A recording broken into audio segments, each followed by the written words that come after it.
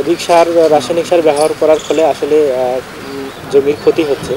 এটা মাটির স্বাস্থ্য নিয়ে আসলে কৃষি বিজ্ঞানী যারা আছে খুবই কনসার্ন এই বিষয়টাতে নিয়ে। তো আসলে তারাও যে বলতেছে যে জৈব সার ব্যবহার করার জন্য। তো জৈব সার বলতে তো আমরা এখানে ভার্মি কম্পোস্টটাকেই বলতেছি, আর বাইরেও অন্যান্য সার আছে, টাইকো কম্পোস্ট আছে। তো যেহেতু এখানে আমরা ভার্মি কম্পোস্ট টাই কম্পোস্টটা ওইভাবে ছড়িয়ে পড়েনি সারা বাংলাদেশে, তো ভার্মি কম্পোস্টটা যেহেতু সুযোগ আছে বাংলাদেশে, কারণ এই জন্য ভার্মি কম্পোস্টটাই জৈব সার হিসেবে ব্যবহার করা। আমার নাম অনুজ কুমার মণ্ডল। এখানকার এই জার্নিটা যদি বলি, সেটা হচ্ছে যে আমি চাকরির সুবাদেই বাংলাদেশে বিভিন্ন অঞ্চলে যখন ঘুরেছি, বিভিন্ন এন্টারপ্রেনার থেকে শুরু করে বিভিন্ন ব্যক্তিদের সাথে মিশতে যায় হঠাৎ করে একনল হ্যান্ড ওয়াশ 100% প্যারাবেন ফ্রি, তাই নিরাপদ হাতের জন্য আস্থা রাখুন একনলে। জৈব সার উৎপাদন করে এরকম একটা চাষির সাথে আমার পরিচয় হয়। তো ওনার ওখানে ভিজিটে যাওয়ার পরে জিনিসটা দেখে আমার খুব ইন্টারেস্ট হয় যে আসলে এটা তো অনেক উপকারী। তো আমার বাবার কিছু জমি জমা আছে, সেটাতে আমি চিন্তা করছিলাম যে বিগিনিংয়ে যে নিজে আসলে জৈব সার ব্যবহার করে ফসল উৎপাদন করব এবং নিজের খাওয়ার জন্য আর কি। এটা আসলে প্রথম দিকে আসলে বাণিজ্যিক প্ল্যানিং ছিল এরকমও না। এখানে কাজ করতেছি কিছু আমরা এখানে সার বানাই, জৈব সার।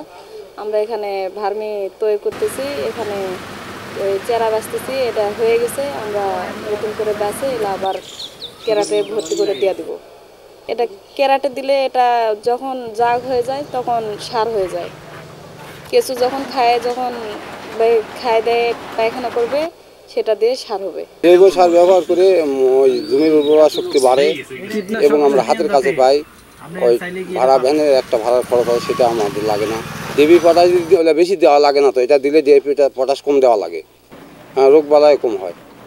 এটা গোবর থেকে তৈরি, তো এই কারণবশতই আর ওই অন্য সারের চাইতে আর পোকাও কম লাগে, কাজও জোর করে, ধানে জোর করে বা যে কোনো ফসল দিলে খুব ভালো কাজ করে। বেডে দিচ্ছি, মাটিতে দিচ্ছি, কারণ এখানে খোলা জায়গা আছে সেটা ইউজ করার জন্য, এবং বেডেও ভালো রেসপন্স পাচ্ছি। 32-33 দিনে আমি ওখান থেকে বেড থেকে পাই, আর ক্যারেট থেকে আমি 26-27 দিনে সারটা উৎপাদন করতে পারি। এখন আমার বর্তমান ক্যাপাসিটি মোটামুটি 5 টনের মতো।